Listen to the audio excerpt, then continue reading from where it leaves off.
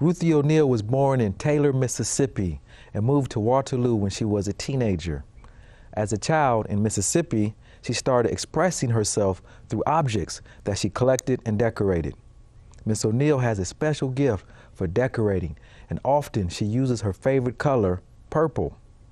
When Miss O'Neal was a child in Mississippi, her grandmother recognized her skills as an artist and encouraged her to develop her passion for expressing herself through art.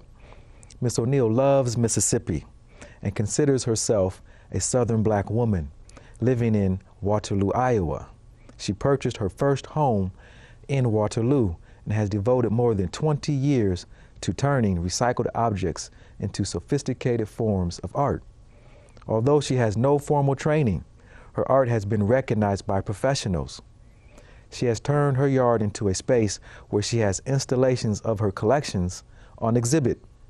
Ms. O'Neal explains the meaning behind her collections that are reflections upon her childhood memories of the South and her identity as a Southern Black woman living in Iowa.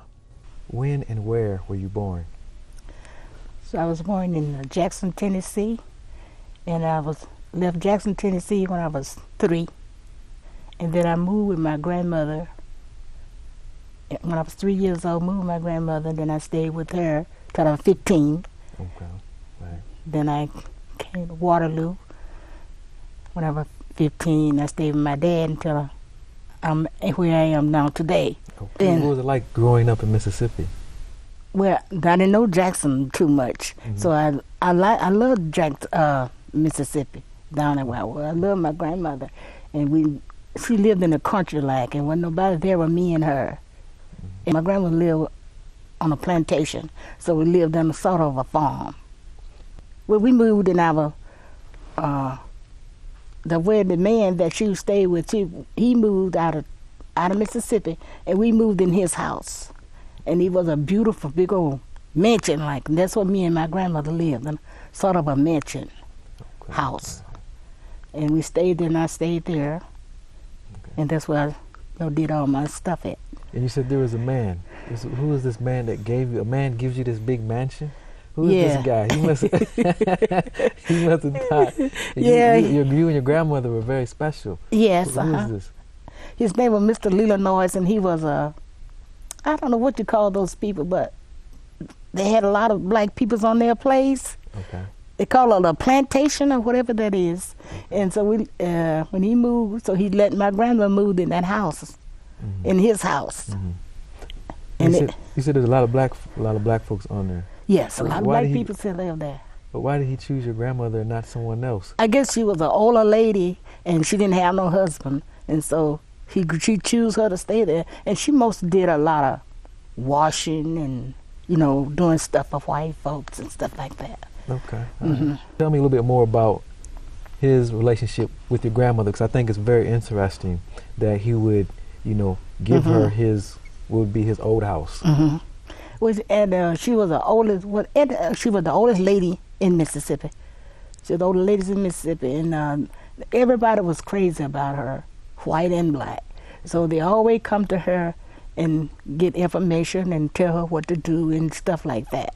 You can call her grandmother. What's her name? Her name is Helen Sis. Helen Sis. That's her name. Okay. Right. And the white people down there call her Mama. Okay, now we're talking about you're growing up in Taylor, Mississippi, in the 40s. It's in the 40s, and what were the race relations like? A lot of discrimination. Oh yes, Did you experience that? Oh yes, a lot of discrimination, and the white went their way, we went our way. We went to our school, they went to their school. We had our separate buses and everything. In certain area in Taylor, Mississippi, we weren't allowed to, associate there. Just certain area, they had an area for the white and an area for the black. Okay. Okay. So you could see the signs clearly. Colored. Yes. Is that right? Whites only or something like that. White only. Okay. Right. And so, as a small child, what was your reaction to this growing up? How did you react to that, or what did you think about it? Kids could do what they want. Kids play with white kids and all of that. We play with one another. We work together. We hit one another and call one another names and everything. But they knew the difference. We didn't know the difference, but they knew the difference. Our parents kept us from associating with them because you're not allowed to do that. That's Miss So-and-so. You're not allowed to do that. You do this for Miss So-and-so, you know. Let's talk about, you know, what you did as far as play, or you begin to discover your artistic inner self. Tell me a little bit about that, how that came about, because obviously you were playing, and that was one part of you expressing yourself. Yes. When I was a little girl coming up, I used to play with playhouses. We didn't have toys and dolls and things like they do today. We made our dolls out of sticks, corn shucks, and stuff like that. So I used to have a little playhouse, and I had sticks with and get little tops and make mud cakes, pies, and cakes, and make dust sticks. Get a stick and put the shucks on their head, sticks on their head for their hair, and then I was get these berries that I got the color from, and paint the dolls' hair and their clothes. Which gave you the color purple. Gave me the color or purple. The blue. Tell me, you know, you would move on. You wouldn't stay in Mississippi. What would happen? What would cause you to, you know, move to Waterloo? Because I know at age 15, you move away. Tell me a little bit about that story, how it came about, where you would settle at in Waterloo, and what you would do once you got here. Oh, well, when I first came to Waterloo, my daddy sent and got me. And when I first came to Waterloo, I started school, then I got out of school, then I got married. And that's when I really picked it up, after I got married. And I said, well, then we bought a home. And then when did you meet your husband? I met him in 62. 62? Okay. That's right when you graduated, or right when you graduated? Okay. Did you get married right after that? Right after we, 2 weeks. 2 weeks? You didn't waste no time, huh? Your husband, to tell me just a little bit about him, describe him. What type of man is he? Or what type of man was he? He was a quiet guy, tall, thin, quiet. He didn't talk very much, you know. And he loved doing whatever he did at his job. He loved that. What was that? Where did he work at? He worked at Rasset. Worked at Rasset Packing Company. Because as a child, you said that, you know, this is what you would do. You would decorate your front and your backyard today. Someone was to drive by your house, they would see. I had not forgot about it, what I had said to myself. Till one day I was working in the yard and I was just doing different things, and something come to me and said, you know, this is what you wanted when you was a little girl. And this is where you would live out your dreams. This is where I live out my dream, right here. You would live them out. You would express yourself, huh? Yes, I express myself right there. All right. And I didn't get involved with it until after he died, because he was the type of man, he wasn't interested in it, I guess. And everything I put up, he would tear down. So I said, well, after he died, I said, nah, I do what I want to do. You have an exhibition of different objects and stuff that decorate your yard. Let's talk about the wagon wheels, because your front yard is decorated with wagon wheels all around it. Why did you select wagon wheels, and what do they mean to you? Because the house that we lived in Mississippi, it was designed with wagon wheels around it, the house that we lived in. And I loved that house. Oh, I thought it was the beautiful thing I ever saw in my life. And that's why I got this design that I was going to paint my house purple, and I was going to fix my house just like the house that I was raised in. Let's talk a little about the two German shepherds, because a person, you know, driving past your yard, approaching, that's the first thing they see. Why'd you collect those, and what do they mean? Well, they mean, seeing with the wagon wheel, our house that I was raised in, they had these two big old white dogs, but they would sit up on a high pillar. I don't have mine on a high pillar. But they sit up on a white high pillar, and the two dogs sat on each side. They was high, you know. And that was when we played at all the time, you know, now, around them dogs and wagon wheels and flowers and things, you know. Okay. And I said, oh my God, that is so pretty. We used to go out there and play with them. That's all I did till that, you know. Let's talk a little bit about the oak tree that you have next to the dogs, one of the dogs. On the right side, it's decorated really nice. There's ribbons and stuff on it. Why did you take the time and energy to decorate that the way you decorate it? That's where that house was designed. They had a great big old tree right out from the dogs, and they had a lot of stuff. I don't know what it was, but a lot of stuff on it, and I thought it was so pretty. And where they had it fixed, they had ribbons, different things, designs and pictures, you know, on this tree. Let's talk about the backyard, because there's so much that we could talk about. But let's talk about the backyard. And as soon as you walk along the side house to the back there, you have an installation of children toys, objects and stuff like that. What is special about that area of your yard? Okay, the area of that yard is I used to be a foster mom. Okay. And instead of throwing the toys away, I decided to make me a little nursery area to put their toys. That's what that is. All the little toys and houses and things. That's what I had when I had the foster kids, and I didn't throw them away. So that's made me a little nursery to keep their toys. They remind me of me. Tell me a little bit, as you get to the back left, there's a bench, a church pew. A church pew that's directly underneath the tree. It's a big church pew. It's not as big. And I thought that was really interesting. You know, explain that for me. What does that mean to you with that church pew there? That church pew mean that we used to have a church where a lot of churches at that time down there had benches out there in the yard, out there in the church yard. Okay. But it'd be under the tree, like church turnout, people used to sit out there under those trees. Okay. In those benches. Next to church pew, there's a pond. And you have the train. Yeah, the train and the chicken wire and stuff around this pond here, protecting the space here. Okay. Now, tell me the importance of the train. Why you have the train where you have it, and what does it mean to you? Well, the train means that when we was a little kid, there used to be a train comes down from Taylor store down under that. We call it the trestles. Everybody called it the trestle. Up the old trestle, we go up the old trestle. We kids used to run up there every day to see the train go under the trestle.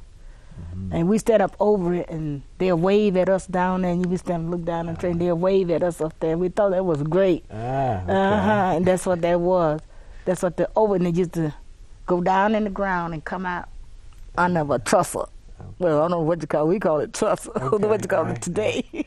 And we kids love to do that. We used to run ourselves to death trying to get to the trestle to see the train. And the train go through there and come out, it'll wave at us. And we love that. There's a willow tree. And I know there's an interesting story you shared with me in the past about the willow tree. And you have a chair underneath it. Tell me that story about the willow tree and the chair and why it's important to you. The willow tree is from where we used to get whooping from. Okay. My grandma used to get those trees and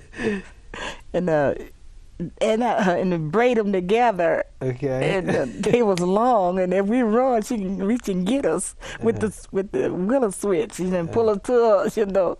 So that's all that was for, you know. That's a remind me of what we used to get whooping about.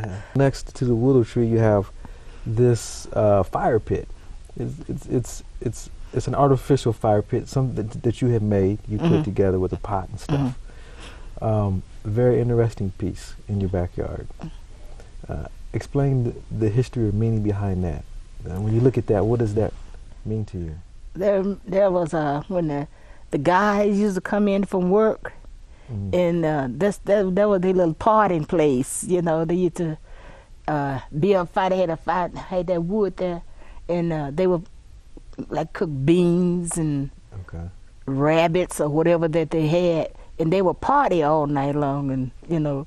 Right there, and they'd tell their long story jokes, you know, tease one another that they done this, and they would all party around that tree, and some of them would dance, you know, And they just have a good time around that tree. That's what it reminded me of.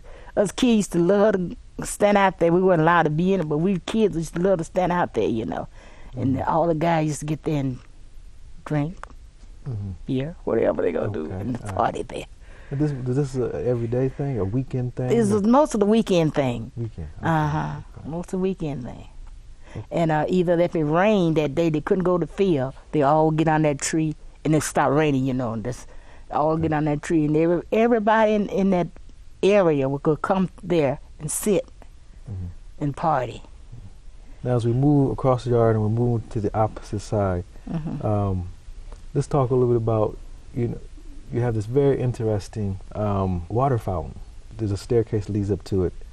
What's the story behind that? That installation there you have. What's the story behind that? Well, when we go to town in Oxford, Mississippi, they had this big old fountain in front of the courthouse, and they had steps going on. You know, this had to go to the courthouse, and this big old great huge water fountain was there, and I thought it was such a beautiful thing. I'd love to go there and to see that, because I didn't know nothing else. So I went there to see it, go there. When I do, I sit there and stare at that waterfall. Did you feel comfortable? Did you feel like it was okay for you to be there? I did. You did? Yeah, okay. With kids, you know, we kids didn't have this. You didn't. We didn't know the difference. Okay. We didn't have it since we got today. And you know, I guess as the years go by, we would learn the difference. But as at that time, I didn't. Okay. I've never seen anything like your yard before. It's a very good example of African American material culture. Very good example. I'm very impressed with it. You've gotten a lot of attention in the media, newspaper, the Courier. A number of people have interviewed you, right? About how many pieces do you think you have in your yard, if you were to take a guess? I know you never counted. I never counted it. But how many pieces do you think you have in your yard? Oh, so I said about 200 or 300. 200 or 300 pieces. Okay. And but that, you know, that's a lot. That's a lot of 200-300. And that's a wild guess. Yeah, that is a guess. Yeah, I think there could be more than that. How much did you spend on all this? I mean, on this stuff. How did you afford that? What was the cost of that? It wasn't very much, because most of I just pick up stuff. You know, like going out in the country, this stuff on the side of the road, I just get it and paint it and fix it up the way I want it to be done, you know. People throw away things that, that wasn't no good. Okay. I would see something in it that I could do something with it, and that's how that worked, how I got that. Okay. So it didn't cost me that very much. Okay. What do you want people to come away with, you know, when they drive by your yard or they tour your yard? What is it that you want them to learn or to know or to understand? That to learn that anything you start out to do, you can do it if you put your mind to it. You can do anything that you want to. Because I started as a little girl, piecing my little piece together, and I carried it out. Well, thank you very much. I appreciate you coming down. I appreciate you sharing your story with me. It's a very, very, very interesting yard. You're definitely quite the artist, and it has been a pleasure getting to know you over all these years and getting to learn the meaning behind it. It's been a pleasure to sit here and to talk to you about your yard. I appreciate it. And thank you very much for sharing your story with me. Okay, thank you. I appreciate it. Thank you.